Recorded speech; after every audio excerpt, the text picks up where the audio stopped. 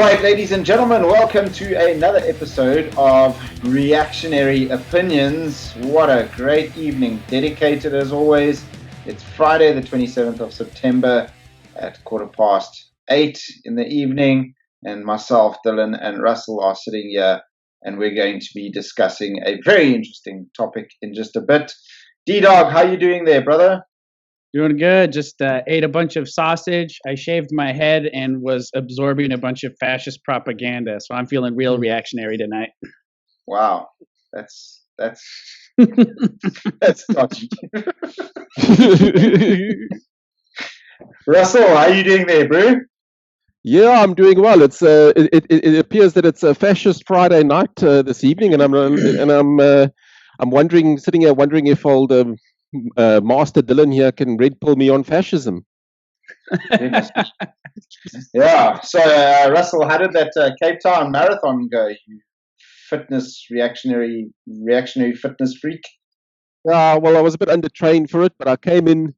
I almost got a comrades qualifying time. I missed that by about 2.5 minutes. Comrades marathon qualifying time. I think that 2.5 minutes miss. Did you just say comrade? Yeah. The C word. That 2.5 minute slip there is actually worth it to miss running the comrades marathon. Yeah, I think that slip saved my life, but I've got a qualifying time to Oceans Marathon if I want to do that, but I'll probably not. But at least it's done, Just don't running into marathons.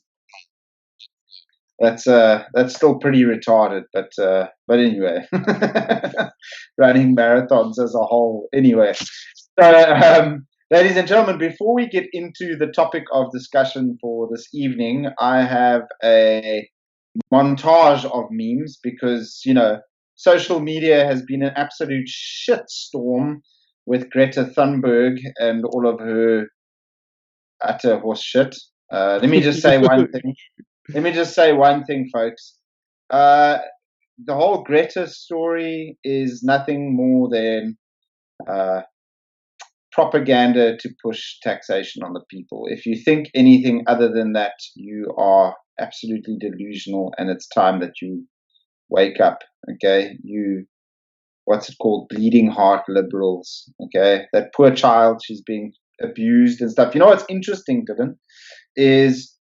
And Russell, I said only Dylan because Russell, we spoke about this last weekend, or not last weekend, on our Heritage Day, that Greta, I believe, actually has Asperger's or Asperger's, I believe you pronounce it, yeah.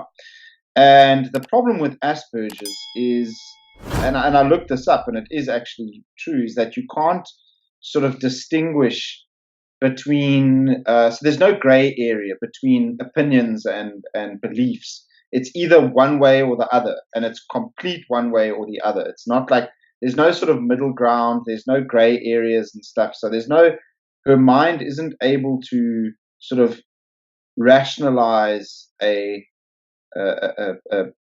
taking a different side or being able to analyze something. Once she's been told what side to go for or whatever, she just goes and guns it, which is quite interesting. About a little thing that you want to know about Greta, that poor girl being abused. Apparently, Michelangelo also had that syndrome, Asperger's syndrome. Yeah, I worked with. But anyway, yeah, one time I volunteered for about a week at a camp with kids who had autism, and we had this one sort of high functioning Asperger's kid who was there, and yeah, he was very opinionated, and he'd get real fired up sometimes. Yeah. They get very sort of short tempered, very sort of aggressive, that sort of thing. How dare you? Just like old Greta, the Oscar award winner. But anyway, without further ado, let's go on with that Greta montage. I wonder if you actually said Greta. I think that's how she says it. Anyway, here's the montage of memes. Enjoy.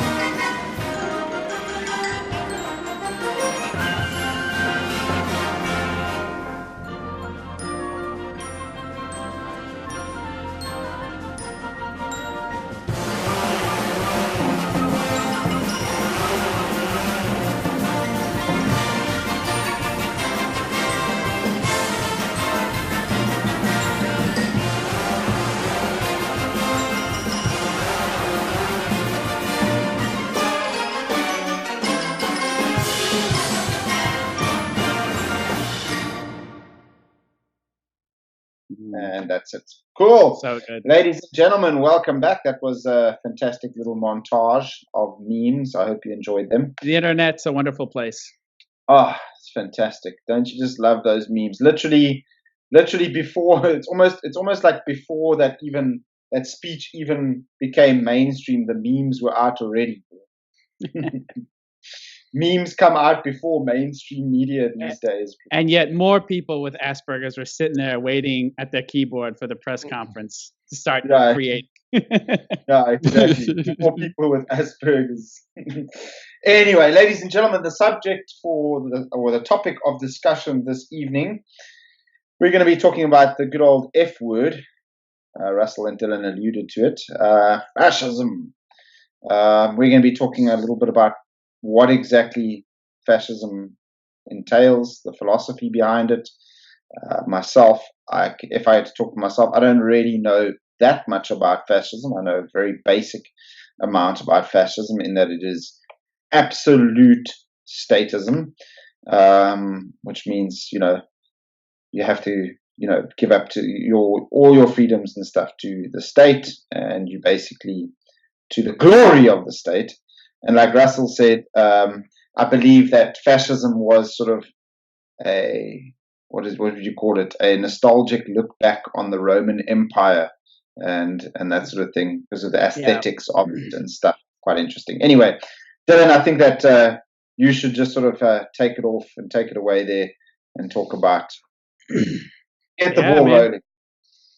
Will do. So why do this talk on fascism? So fascism is one of these words that in particularly modern political discourse has been weaponized to a degree that is it's almost hard to believe. It's like there's certain words that people use: racism, whiteness, fascism, and or capitalism. What do they even mean by capitalism? Do they mean like international banks, or do they mean free markets?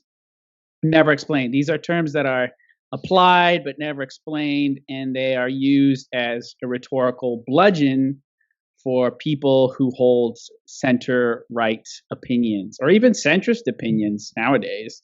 So I figured, for the sake of anyone who's listening who might not be as cued into this or have some preconceived notions about what fascism is, which might not be correct, this will be useful. So when someone accuses you of being a fascist, you could say poppycock and step over it. So, or depending on your dispensation, you could say, they had some good ideas, but they just went a little too far. But anyways, so it's one of these sort of odd words. Nobody quite knows what it means.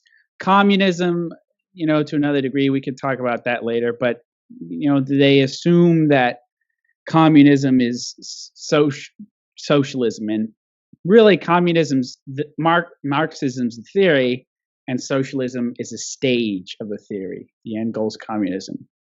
But so like communism, fascism is one of these misunderstood words because it frankly is kind of incoherent on some level. It's kind of one of these weird amorphous concepts. Yeah, it's very detailed as well, fascism, from a philosophical perspective. Yeah, there's a lot of aspects of fascism which are more aesthetic than anything else, I think, compared to when you compare it against how is it different compared to another authoritarian regime. And as we all probably know, when someone says fascist today, they mean Nazis, which means Auschwitz. And that's just simply not the case.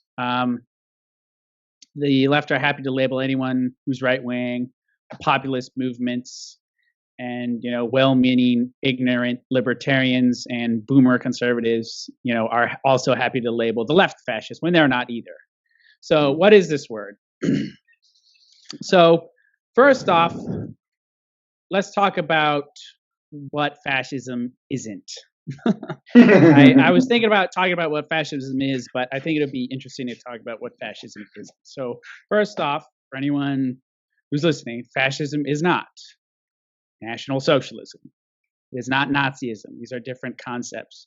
And it's different in some key ways. So first off, fascism, although they use the word totalitarian in some of their like party writings or doctrines, I think it was Giovanni Gentile, the guy who sort of was like the philosopher. Yeah, that's the guy who wrote that manifesto with Mussolini. Yeah, he sort of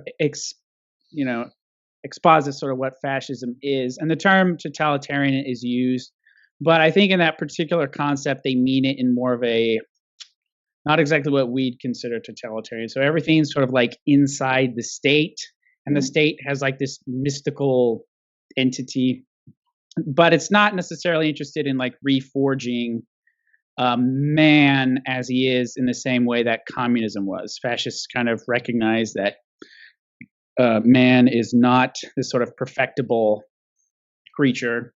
And it also wasn't totalitarian in the sense that the Nazis were, in that you could kind of breed humans to a sort of social Darwinian way to sort of having the Ubermensch, and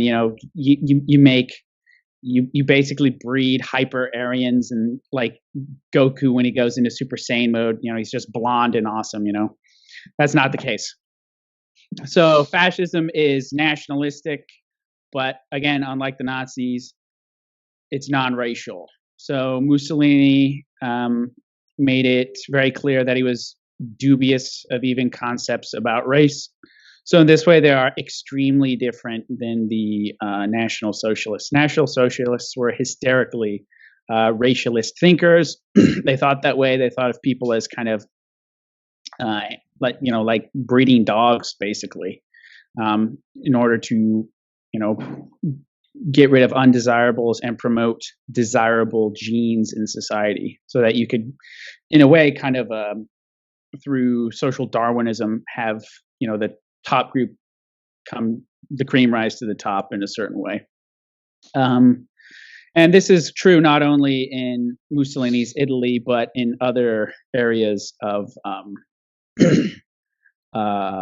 fascist governments. So Mussolini in Italy is, of course, the penultimate example, but there were other fascist governments as well. There was the Falange in Spain, which worked with Franco in order to fight against the Republicans. Fascists, of course, ended up not taking control, and once Franco was in charge, he was happy to dispense with them. But they were there. You had a branch of fascism take power in Portugal under Salazar, which is now known as kind of clerical fascism. So it was explicitly Catholic, but it rejected some of the secular ideas of fascism, and was explicitly almost sort of like a modern theocratic state in a way.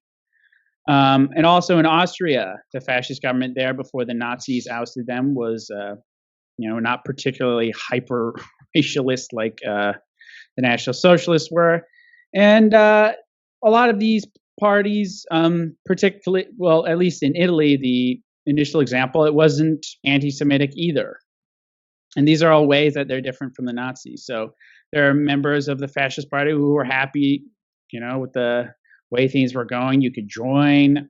Jews were allowed to leave. They could, emigrate or whatever. There was no really controls until, of course, Mussolini ended up making a sort of what you might call the bad choice of siding with the Nazis. And of course, when he ends up doing that, he's the junior partner and Hitler wears the pants. So, anti-Semitic, the only fascist regime I could think of off the top of my head that was sort of anti-Semitic was the Iron Guard in Romania, who never took power, by the way. But and they were mostly anti-Semitic for cultural reasons. They didn't think of the Jews as like this vermin race who needed to be exterminated like the Nazis did. So they're anti-Semitic, but not in the sort of way that the communists were. They were not nice people by any means, but it lacked that racial element. They were also not sort of hysterically expansionist like the Nazis. So the Nazis, it was all about attaining Lebensraum, living space for the Volk to march east and populate. basically create a new holy Roman or unholy Roman Empire with Germans taking land to the east and populating it. Dylan, can I just stop you there for 1 second? Because that's something that a lot of people accuse fascists of being sort of these internationalist, expansionist types of governments and stuff. And everywhere I've looked, every sort of philosophical idea of fascism, or every sort of manifesto that I've read, all sort of makes me believe that fascism was supremely nationalistic and not expansionist. Yeah, and there was, at times you'd have sort of international or empire sort of aspirations. So, like for Mussolini, for example, he came into power in 1922, but until he invaded Ethiopia, like shortly before the Second World War, that was the only military campaign that the fascist government ever undertook prior to World War II. So was an operation they had in Ethiopia. And that's it. All the other fascist governments, none of them had any wars of expansion that I'm aware of. And then correct me if I'm wrong, from a historical perspective, did Mussolini, at the beginning of World War II, did he side with Britain and France? Well, the thing is he ended up joining later on, but as the National Socialists were kind of on the ascendant in Germany, Mussolini was actually one of the main critics of National Socialism, and it was only sort of when Hitler sort of took power, and it was clear that the tides were turning, as it were, that in kind of a Machiavellian way, Mussolini hitched his wagon to the Third Reich. A little bit scaly. Yeah, a little bit. But hey, listen, it worked out all right because initially didn't Hitler looked after Mussolini, because when Mussolini was captured and imprisoned, Hitler sent his famed guards to free him. Yeah. And they got it right too. I didn't know about that. That's interesting. So, and the other thing too is that another way in which it was very different from National Socialism is it didn't operate like a terror state. So of course, the ultimate example of this is mostly communist regimes. They operate on terror. And the Nazis did to a certain degree as well. It was very well understood. There was a level of surveillance which you didn't find in fascist governments, and it was much more brutal and honest about, its bloody intent. So it was not a terror state in the same way that the Nazis were.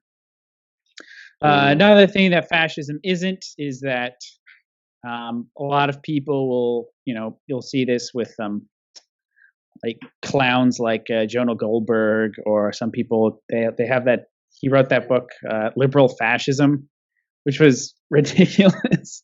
And a lot of American conservative types are happy to be like, oh, sweet, you're all the left, they're the real fascists. But that's not true. I mean, the left is not fascist for a couple of reasons. One, it's pro-hierarchy, fascists explicitly, and two, they're anti-egalitarian. So, those are Dylan. Those are my two favorite things already about fascism. Yeah, already fascism is, just by those two things, it's starting to sound good. Well, don't get too excited. Don't get too excited yet. Let me tell you about what fascism is a little later. But and the thing is these are characteristics that it shares with the right universally. Whether you are a traditional like paleoconservative, a monarchist, or even like some strands of anarcho-capitalists, it's pro-hierarchy and it's anti-egalitarian, and that's kind of what defines the right, as far as I'm concerned. Correct. I would agree with you 100% there. Yeah. And and where some of this confusion comes in is that they'll say, well, they act like the left, they're radicals and stuff. And they were. But we must keep in mind that at this point in time in European history, the fascists ended up taking power only 4 years after the First World War. Okay, so the continent has been, ruined. Millions of people are dead. And then in 1920, there was a big economic crash, which was actually a more severe recession than the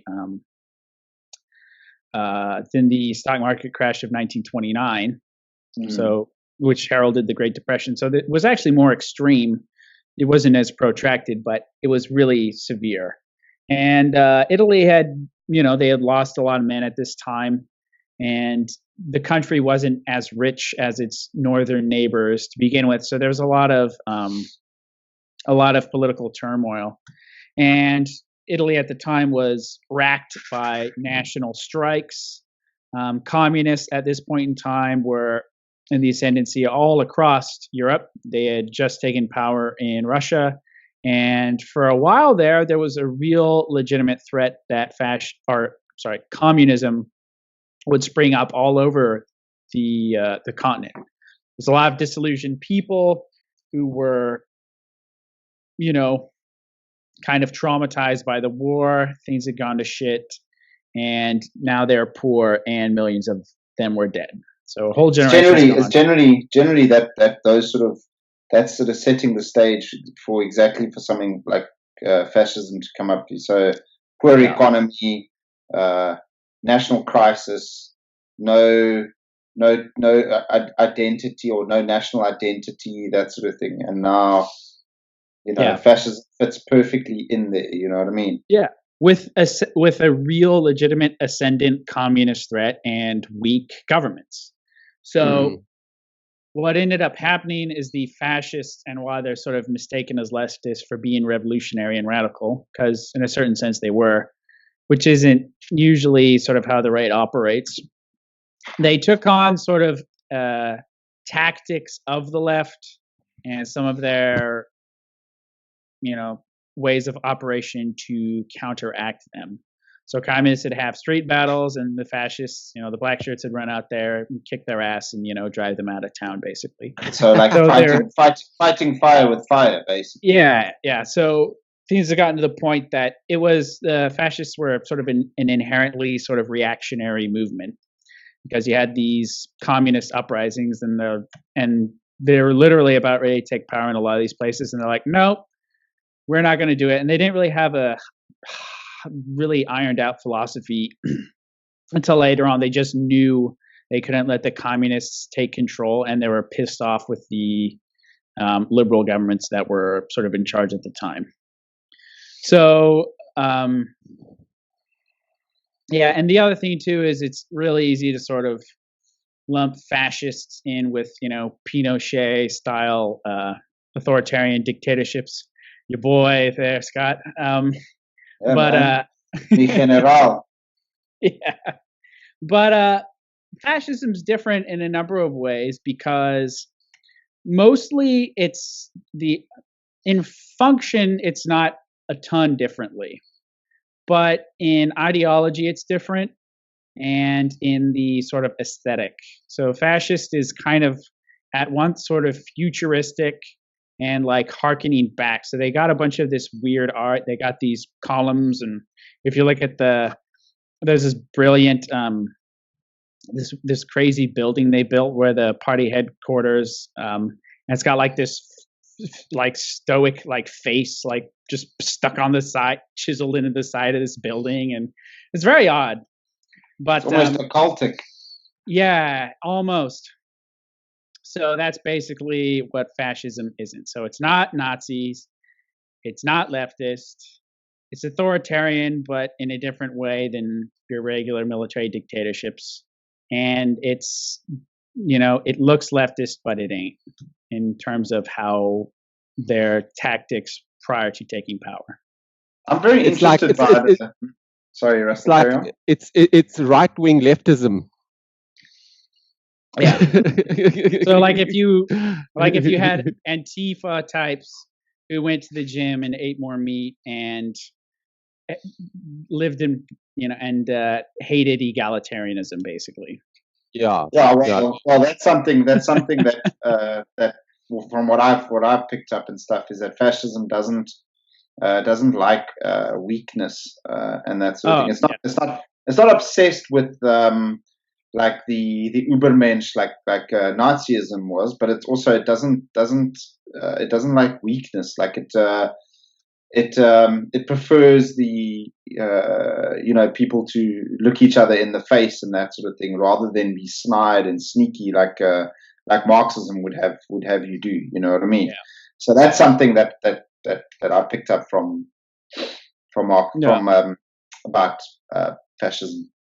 Yeah, no, totally, and that's an important point you made, Scott. Fascism, more than sympathizing with the weak, venerates the strong. That's how. Yeah, correct. Yeah. Whereas the left, it's the completely other way around. Marxism is the complete other way around. They venerate more. Jeez, I nearly said the M word that I got banned off of Facebook for. I only get banned off. I want to get a red strike here on YouTube and stuff. But they don't. They sort of venerate the soft and snowflakey, and look down on the strong and powerful. You know what I mean? Yeah. It's an inversion. You're right, because fascism. Instead of sympathizing with the weak, they venerate the strong, and with the left, they empathize with the weak and the disenfranchised as they see it, and they see the strong as oppressors. So, one of the things. Are there any express? I can't recall exactly if you've mentioned it yet, but the fascist view, philosophically, they don't hold parliamentary democracy in very high regard either. Yeah, that's a pretty common thing. So usually they were dictatorships of one kind or another. I know that Mussolini, of course, he's sort of like normative fascism, right? So, and you get some variations from him, and he's the one to really look at, because he's the first. Really, he's the guy who came up with the term fascism, and the idea of it is that it's like about unity and strength. So, like a fasci in Roman, and they use this as an emblem in Roman times, was basically like a bundle of sticks, like wrapped together with like an axe head in it. And the idea is that you band everybody together, and then you have this strong column. That, almost like a weapon as well. Exactly, and it has like this weird axe head in the side of it. And I think the idea with that is, when you sort of unite together, you're strong and you can kick ass, and that's sort of that's the fascist icon. I think Mussolini had one with an eagle sitting on that thing. That I don't know what it's called. There is a Italian word for that thing. I can't remember what it's called, but I think it's called a fasci or something like that. I'm not exactly sure. So basically, it's still pharynx or something. Pharynx, man. I'm sure it's called that, pharynx. It's an Italian or a Spanish. I don't know. Or there's a Spanish version of it. I don't know. Whatever. But there's that symbol is bearing the it's called a fascis, which is it's spelled Fasces, and I think the term for the pronunciation for that is fascis. I'm not sure though. Yeah, but Oh no. You see, I'm confusing the with the. I just looked it up now. The Spanish phalange. Oh, the phalange. The other branch of sort of fascism, I guess. Yeah. Yeah, and it's called the fascists. Fasces. Yeah, no, and they were the fascist movement in Spain. And they ended up siding with. They never took power in Spain, but they ended up siding with forming an alliance with Franco and fighting the Republicans in France or Spain. So all this leads to now. So we know what fascism isn't, but what is it? So first of all, it's really, compared to destructive ideologies of the 20th century and 19th century, you could do worse. I'm just going to say it. It's better than communism. It's better than National Socialism. And it's different from both in some key ways. So it's authoritarian, but if you read kind of some of the actual scholars on fascism, I'm reading this great book right now by a guy called Paul Gottfried, who wrote a terrific book called Fascism, The Career of a Concept. And he cites many sort of leading authorities on fascism in writing it, including this guy, Stanley Payne, who is kind of the leading world authority on fascism. And basically, they say that in practice, fascism was more of just your sort of run-of-the-mill authoritarian regime as regards day-to-day life for the people who lived in these countries. So there was repression, yes. It was, violent, and it had this sort of militaristic image. But in terms of being murderous, genocidal, I mean, until like the Second World War, Mussolini had like Pinochet style numbers in terms of people he killed, like political rivals and stuff. It wasn't really that much in the grand scale of things. They also had one of the things that makes fascism different than regular authoritarian governments is they have this mystical concept of the state, which is never entirely clear about what that is. So they have this phrase, nothing outside the state, everything within the state. And I think the idea of that is that the state is sort of like, in kind of a Rousseau sort of way, sort of like the embodiment of the will of the nation. And you are kind of connected and sort of part of the state in a certain way, like this weird metaphysical reality. Yeah, so Dylan, I watched a very interesting video, which was about that was Giovanni Gentile's Origins and Doctrine of Fascism. And he basically, was one of the first, like you said earlier on, was the first sort of fascist philosopher, I guess. I think he did go into politics a bit as well, but he was essentially a philosopher. And in that video, it basically explains that how fascists see the state is sort of this, it's the state and then the individuals inside the state, and the state is sort of a manifestation of those individuals, it's not the way, it's not it. How am I going to explain this? It's almost like a democratic.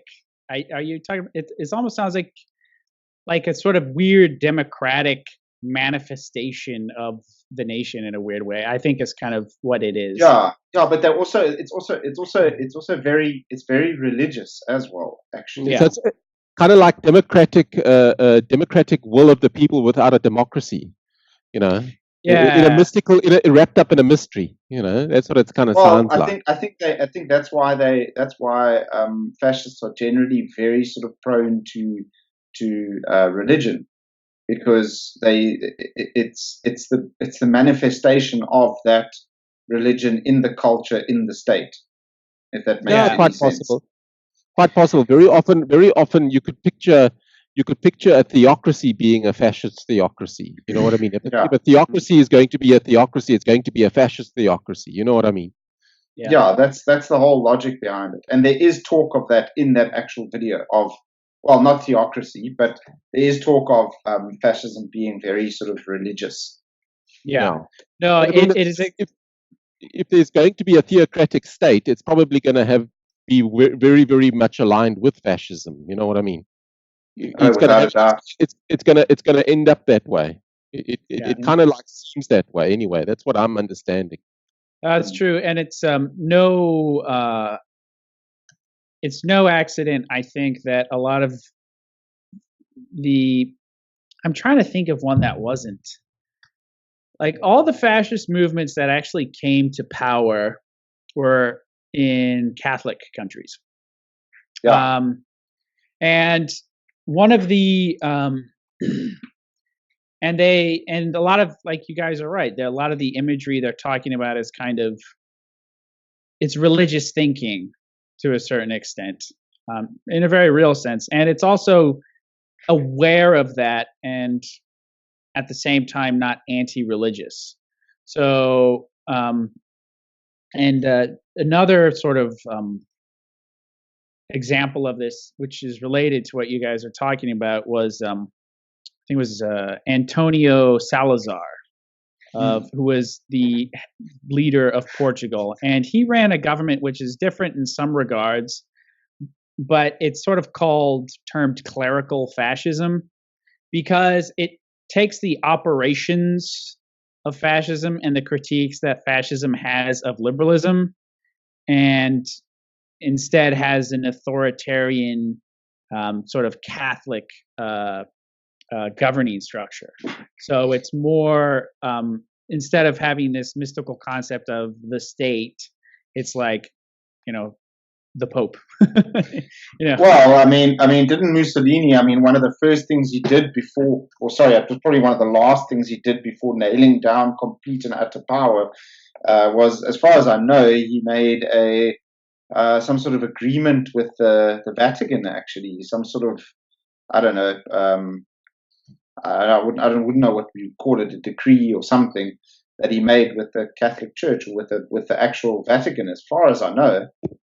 Yeah, it was called the Lateran Treaty, and that was in 1929, and basically it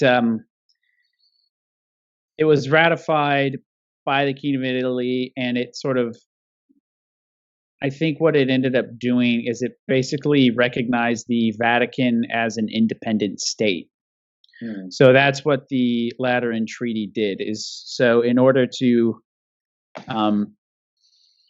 partially for, again, maybe Machiavellian purposes, but it just goes to the fact that fascism isn't like necessarily anti-religion of the people, because it was, Italy, particularly at the time, was an overwhelmingly Catholic country. Yeah, without a doubt, it would have been 95% or so Catholic. Easily, and what had happened is that in the unification of Italy, which happened not all that long ago, keep in mind, it was the late 1800s, 60-ish years ago, that Italy became a united kingdom. And there were some grievances that the papacy had as regards some of the sort of holdings and stuff. So what Mussolini did is he hammered out this deal with the Vatican, or with the papacy, so that the Vatican was allowed its own autonomy, and it could issue doctrine, and that the Vatican Council, or that the Vatican would be sort of obviously an integral part of Italian culture, but set aside and allowed to sort of conduct its own affairs and not have to run everything through the state, basically. Yeah, so basically they got their autonomy, as long as they didn't. I suppose they probably got given an agreement where they said don't speak badly of the Lord and Emperor Mussolini, and Lord Protector you guys Mussolini. can have your Lord Protector Mussolini, and you can have the Vatican to yourself and do whatever you want, but just make sure that the people who follow you follow us, kind of thing. Right. Yeah, maybe. And Mussolini at the time was actually quite popular, and this is the thing a lot of people don't realize. Yeah, very popular. Without a doubt, yeah. Mussolini was not, he was kind of thuggish in certain ways, but he wasn't like, there wasn't like a civil war, like you had in Spain, and he ended up on top, and hundreds of thousands of people died and rivers of blood. No, I mean, basically once he marched on Rome in 22, peacefully dissolved parliament, and the king's like, okay, you're prime minister now. And then eventually he became El Duce, but yeah. So where was I going with this train of thought? What were we talking about? I just want to while you get your train of thought back there, Dylan, I want to just mention something here as well. I think personally, the reason why Mussolini would have been, fairly popular or very popular in Italy is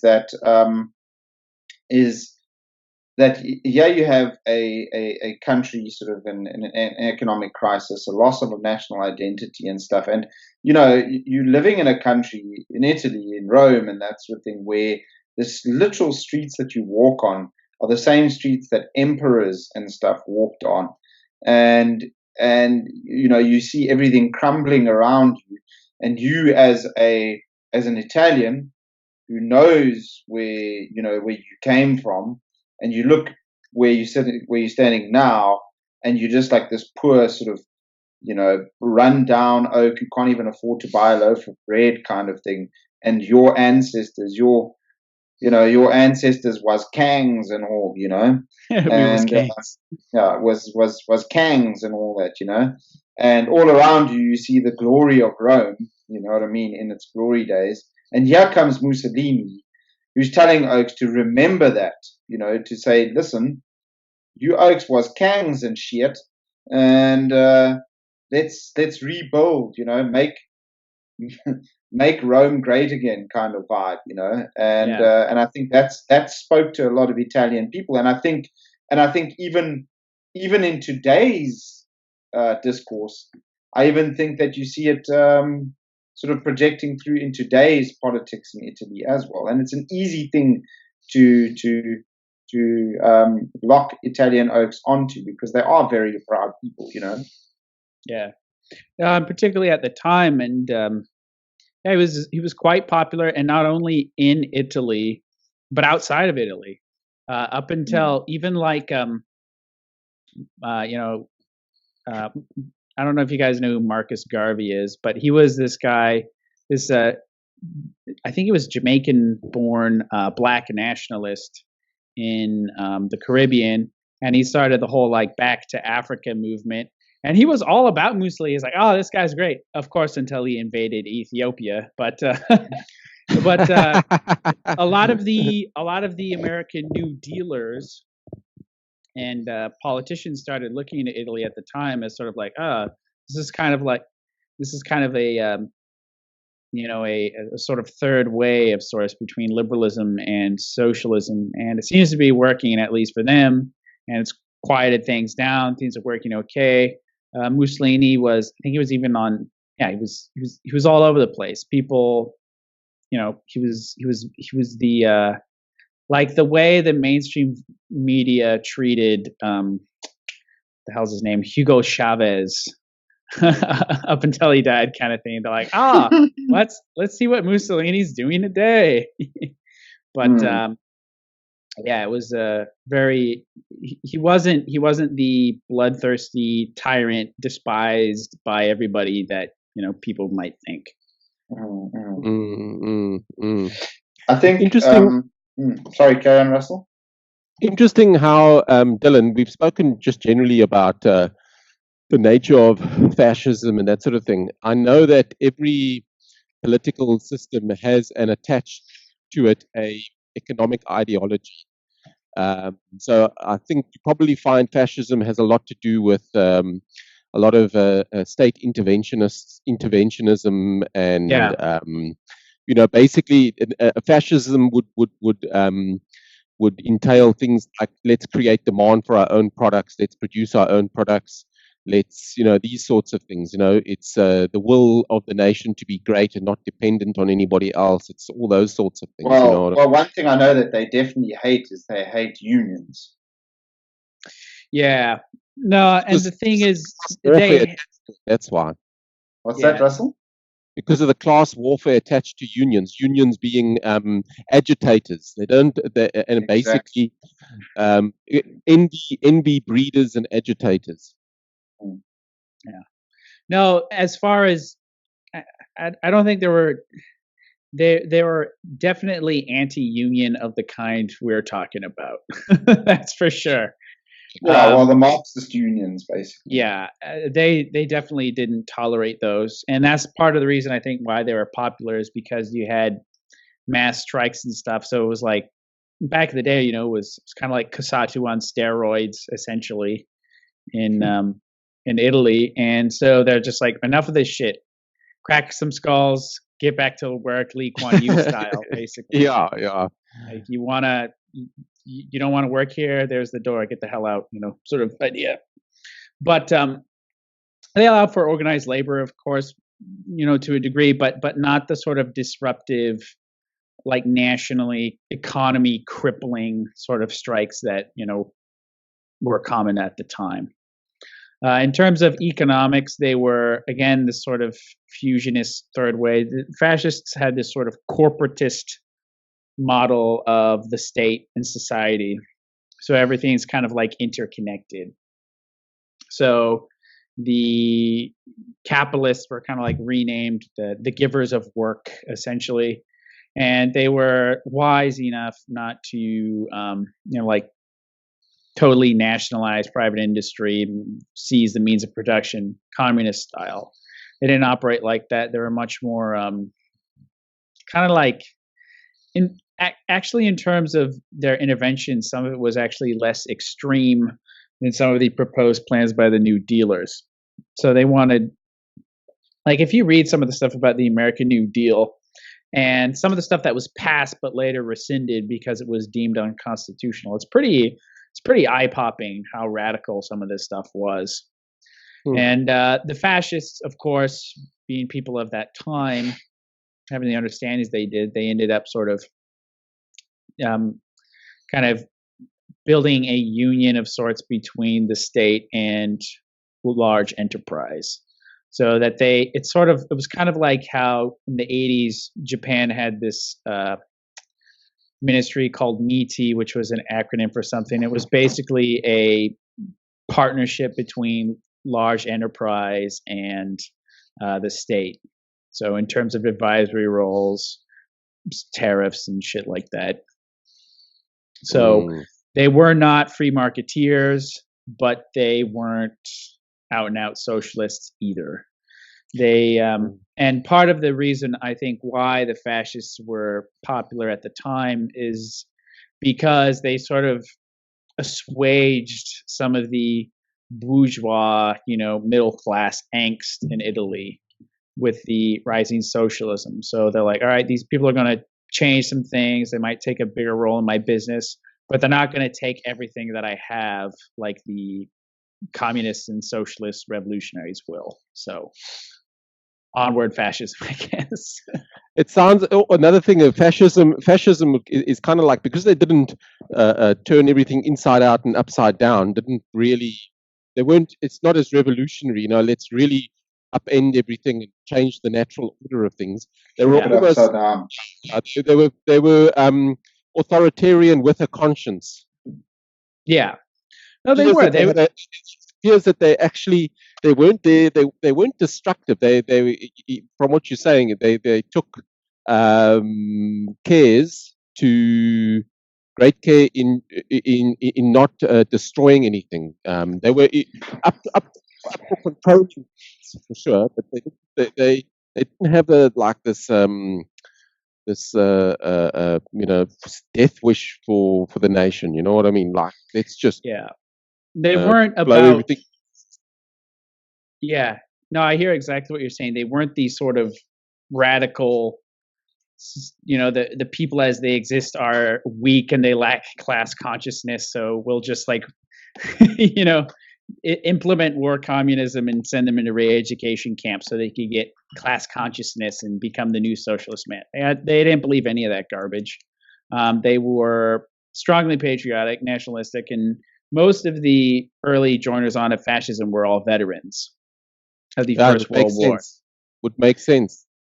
they were, and this is true almost universally at the time. So, like Oswald Mosley, who was head of the British Union of Fascists, which was sort of a fairly prominent fascist movement in the British Empire at the time, was also a World War I veteran, and he was against he specifically and sort of other fascist regimes at the time were actually against the Second World War, and in Oswald Mosley's case, against British involvement in it, specifically because of his experiences.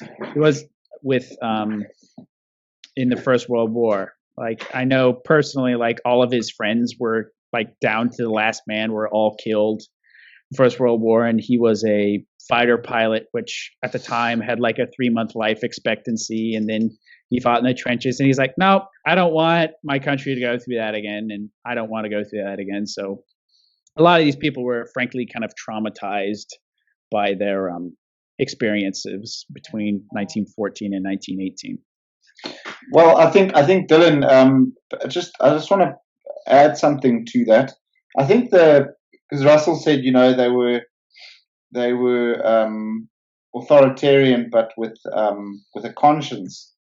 It's, most liberals and libertarians, you'd say you'd make that statement, and they'd absolutely freak out. That doesn't exist. There's no such thing. But I think it's because of, I think that comment or that statement can hold some sort of water because fascism, as far as I know, has a deep understanding or a deep sort of reverence for natural law and stuff, in the sense that and I think it might actually be sort of religious natural law, and I think that's where you might get a authoritarian with a conscience. You know what I mean? Yeah. Whereas most of your sort of Marxists, your early Marxists, your Karl Marx and all of them, they were total bourgeois, so they never had any sort of connection with natural law and suffering and that sort of thing. So they never really had to experience it. So they had no connection with it. Whereas fascists, like Dylan just explained to us, had to go through a lot of, experience and natural things in life that everyone has to go through. They didn't sort of revere this weird sort of utopic idea that the family will just sort of one day overcome any strifes and that sort of thing, and just live a strife-free life, without any problems and without any issues, which is what the liberals and what the lefties really do believe. They believe in a utopic society, whereas fascists believe in the necessity for suffering. And I think that's their connection with natural law and stuff that makes them think that way. That's just my thinking and stuff. I also like the idea of fascism. I'm already starting to sound a bit dodgy here, but I like the idea of eternal struggle. That appeals. That appeals to me. The fact that I've always said anything that it deserves and to be maintained, to be preserved. The natural order of things is towards chaos and decay. Unless you meet it with an opposing force to keep it in play, it disintegrates. And liberals and that sort of thing, and liberals don't believe that you need an opposing force. No. Do believe you need an opposing force, and it's pretty clear that the fascists believe that you need an opposing force as well. Yeah, without a doubt. That's exactly true, and the I guess that to me is the sort of, and again, I'm not exactly endorsing all the fascist prescriptions for things, but I think the real value of some of these like Giovanni Gentile and specifically, and some of these and even some of the more out there guys like what was that guy's name? Julius Evola, Julius Evola, who was this weird, like, if you think fascists are extreme, this guy's nuts. But a lot of what I find valuable in their thinking is their critiques of the world as it is. Correct. And the liberal presuppositions and the materialism of both liberalism and Marxism. And that's one of the things that the fascists really didn't like and don't like is the boiling down. They don't like liberalism because it's all material and based on gain and pure rationalism, and just get that GDP number up at all costs and wipe away all differences in different people groups and societies and whatnot. And let's just have this nice homogenous blob of consumers.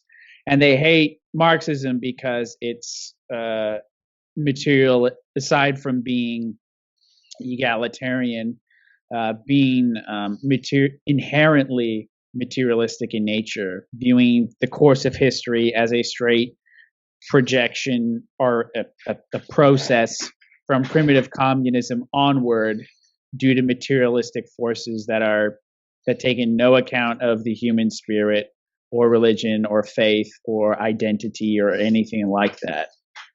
So yeah, that is something that also intrigued me about fascism, is their critiques of liberalism, because their critiques almost sound exactly like ours. So yeah, and I mean, even if somebody you don't agree with says something right, that doesn't mean they're wrong. Like, I mean, exactly. I'm sure Julius Malema says sensible things from time to time. Yeah, well, look, like I was telling you earlier, Dylan. When you gave us some of that that one video clip to listen to about that guy reading out, when I started listening to it, I said, okay, if I could take like 20 items, it would be, okay, that's good, bad, bad, good, good, good, bad, bad, good, good, bad, bad, bad, good, good, good. It's like, that's the thing with fascism, is that there's a few things in it, like the non-egalitarianism, the respect for natural law, all these type of things make it radically different from liberalism or Marxism, and actually and National Socialism. Again, we reiterate to everyone listening, also different from National Socialism, Nazis. Absolutely.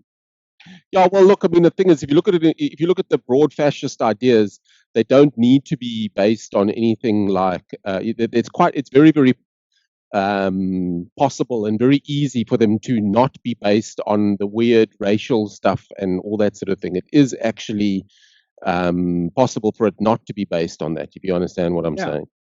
No, that's absolutely true. And when the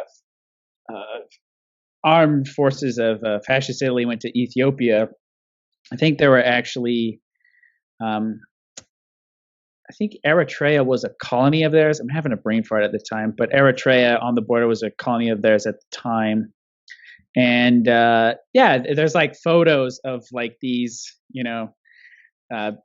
fascist military guys with these, little black Eritrean kids, and they're like wearing these like little black shirts and like doing the Roman salute and everything. And because in the fascist ideology, it's nationalistic. It's not racial dominance. It's like, fascism's for everybody is sort of actually their idea, really. And they're interested in spreading these ideas across cultures. Correct. In other words, Mussolini actually wanted, I think, instead of not really being imperialistic himself, but he wanted to almost share his great revelation with the rest of the world. Yeah. It's again, that's the religious tie. That's the religiosity of fascism.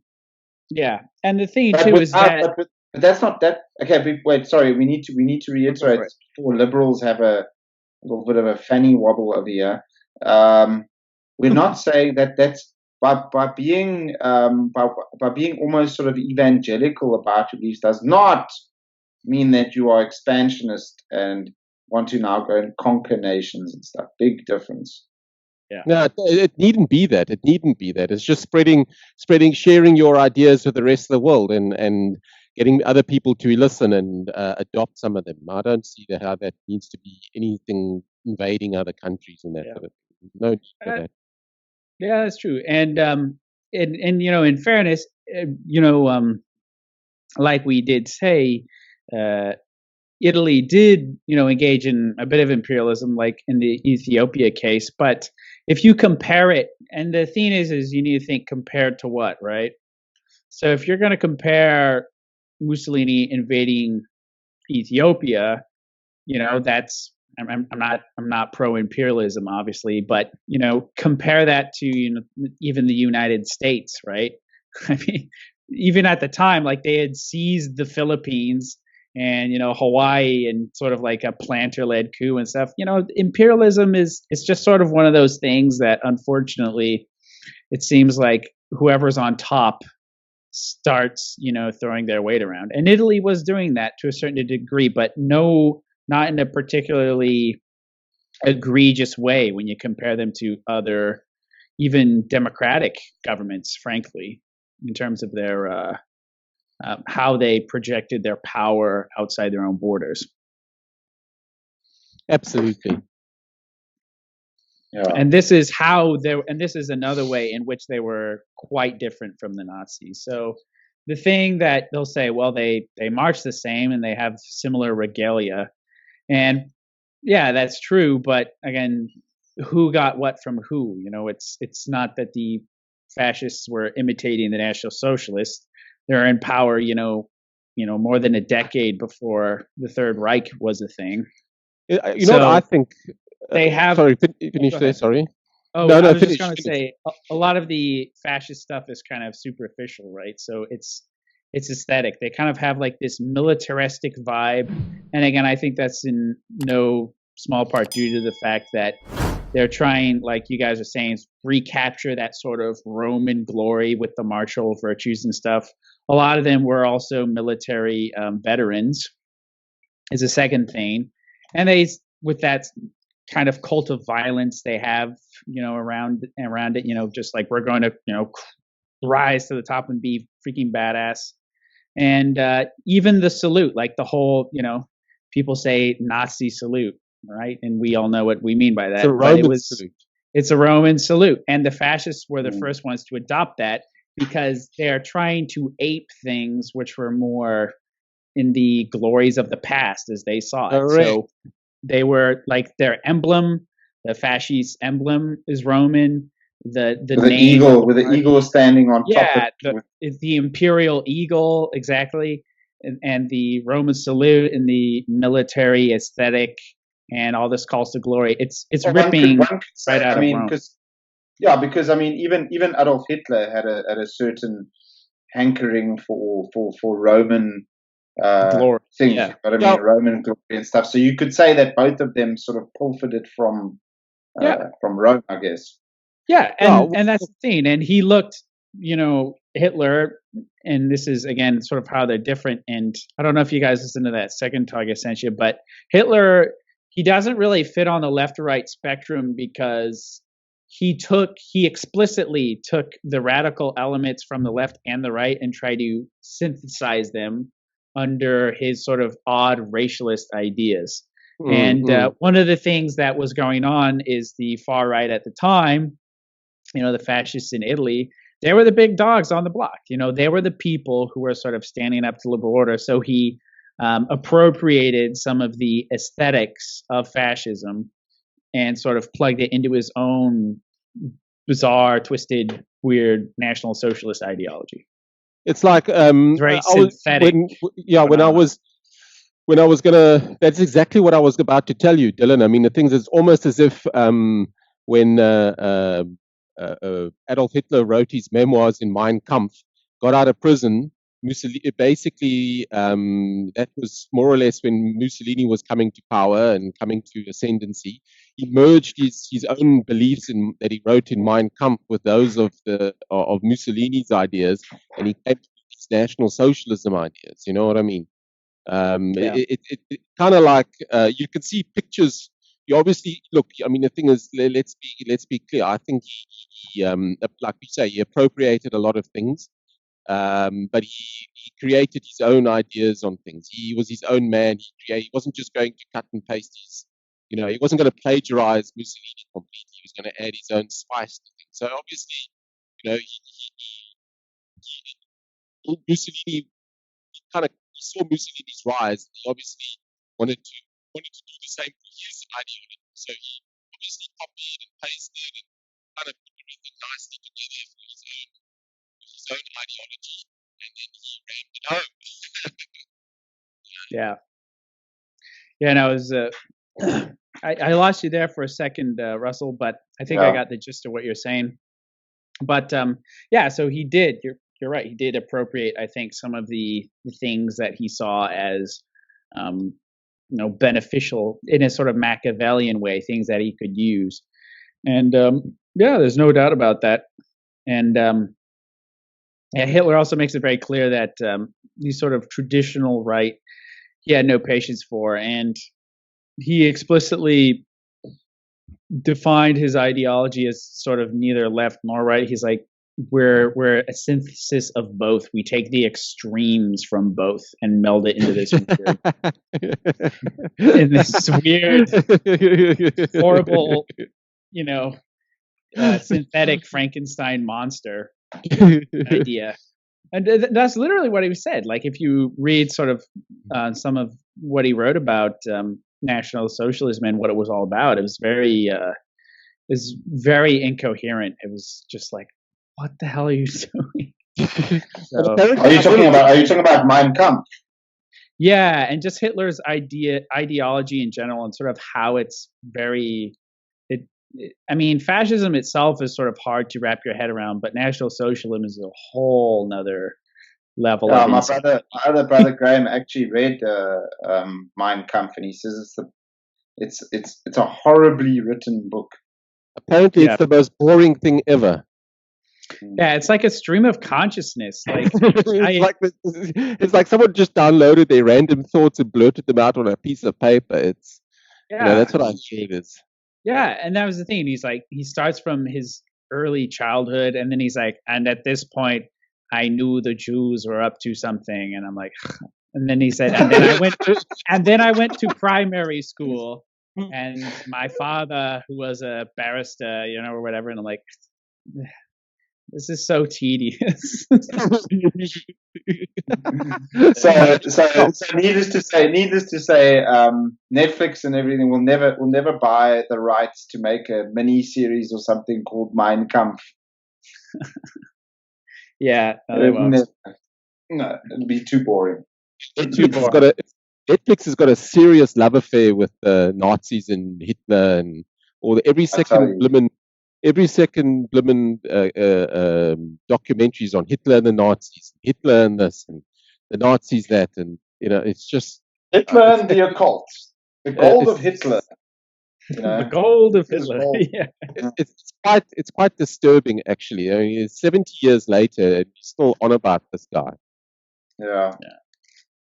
Anyway, anything else that we need to touch on, guys? So we're gonna end it. I think we've been going on for a little over an hour. Yeah, I think that's a good place to call it. Mm-hmm. Yeah, I think we've cleared up a lot of. Dylan's helped re-educate us on fascism. Re-education. Using Marxist language. Yeah, Marxist language displayed fascism. Yeah, you see, I like these kind of discussions, guys, because this is essentially what our channel was originally started for. Those of our listeners out there that aren't aware of why myself, Russell, and Dylan started this is kind of just to discuss things that people don't usually discuss. And for us, oaks that are not, we need to put a disclaimer out there, guys. We're by no means fascists, okay? No. I don't want to hear that. I don't want to hear the comments on Facebook and YouTube. But the oaks from Reactionary Opinions are fascists and all this. We're not. But we think it's important. Neither are we fascist sympathizers. Yeah. All right. No, we're not. No. So I think these kind of discussions are the most important thing, because this is what our show is always going to be about, is talking about the things that people don't talk about. A completely objective look at fascism, rather than hearing a fascist talk about fascism from their opinion, or hearing a liberal talk about fascism from their opinion and stuff. You very rarely hear the reactionary's opinion on fascism, and I think that this was fascinating. It was really interesting. Thanks, guys. Yeah, you bet. And I think, yeah, you're right, Scott. I think it's important to, particularly on an angle like this, to sort of approach fascism from a right wing angle, instead of getting your regular sort of media hot takes on a concept they don't understand, or even care to understand. So yeah, because this is the whole thing, is that in order to understand fascism fully, you need to spend a lot of time studying it and stuff. And I mean, we did a little bit of research and stuff for the show and all that, but I mean, we're just sort of scraping the tip of the iceberg over here. You can't, and then you get news anchors that go on and will say, this is fascism, that's fascism, this is fascism, and stuff. But a lot of the times it really isn't. Yeah, or they'll say Julius Malema's fascist, and I think, if only. Yeah, I mean, yeah, I don't get that. I had a with our mate Wesley. He's a good lad. He's completely wrong with calling Julius Malema. If only he was a fascist. Yeah, fascist. Fascist. I think it was BLF that he might have called fascist. Oh yeah. I don't. Yeah, but I was just saying. I remember reading a piece, and this is just sort of one of the last things I'll say. I think it was in the Daily Maverick or something, but it was saying like how Julius Malema is sort of fascistic, or he's like a fascist, and I'm like, but he's not. Like, he's more radical than the fascists are. Yeah, this is the whole thing. Is there's no South African leaders technically that are actually fascists, because fascism is not radical enough for them. This is the whole thing. Fascism at its core, if you really understand it, and like we've discussed it and explained it now, I guess if we get a fascist that will listen to it, like an oak that comes home every night and goes onto his YouTube and types in, fascism is cool kind of videos and stuff, and then maybe he'll come up with our video and stuff. I think that he'll probably agree with us on a lot of things on these things, because this is a completely objective look at. Yeah, I think he'll say this is a fairly fair appraisal of what fascism is. And the other thing too to keep in mind is that it's really this is, I guess, one of the last things I'll say. This will be sort of my closing remarks. But this idea that fascism is on the rise, is on the horizon, is, a constant threat in society, is utter nonsense. Fascism is a anti-revolutionary, it's a counter-revolutionary idea to a specific time and place, which would need extraordinary circumstances to come again. And the only places where the only fascist-ish movement that I can point to today that exists is in the Golden Dawn in Greece. And specifically because you see similar things. The economy is a shithole. It's been in bad straits for a long time, and it is dominant. Yeah, and it's dominated by the radical left. So it's you're going to see that sort of thing happen. So, and I think this is the thing to watch out for, is if things do get pitched, you will see nationalist in various forms, fascist and otherwise, parties come up, and it's just going to be interesting to see what happens going forth in the future. Yeah. Russell, do you have any closing remarks that you want to make there, Bert? Yeah, look, I don't think, if I had to, like what Dylan, I agree with Dylan generally, is that I can't think of any type of real prominent fascist movements in any major part of the world today. Although a lot will get accused of being fascist, I just don't see it based on what we've discussed this evening. Like what Dylan says, fascism only creeps its ugly head as a reaction to something. Other than that, it's not really around yet. Maybe its head will pop up again, but I don't see it at the moment. But it was a very good discussion this evening. Thanks, guys. Yep, I enjoyed it. Yeah, it was great discussion. I don't really have any closing remarks. You guys have nailed it on the head. Donald Trump is not a fascist. I mean, No. another guy that's not a fascist, you know. Anyway, guys, thank you so much for joining us. Oh, big news, guys. Next episode, our guest will be the one and only Roman Cabanak, Roman Cabanak from the Renegade Report. He'll be joining us for a chat. We're going to be talking about various things. We're going to be talking about nationalism. We'll talk about the failures of democracy. Oh, what a humdinger. What a delicious chat that is. It's just going to be a big old circle jerk. This is all over. Yeah. So we're going to have the legendary Roman Cabanak, legendary Twitter troll. We're going to have him on our next show. Don't forget to tune in, guys. Thank you so much for joining us. Stay reactionary out there, guys, because God wills it. God wills it.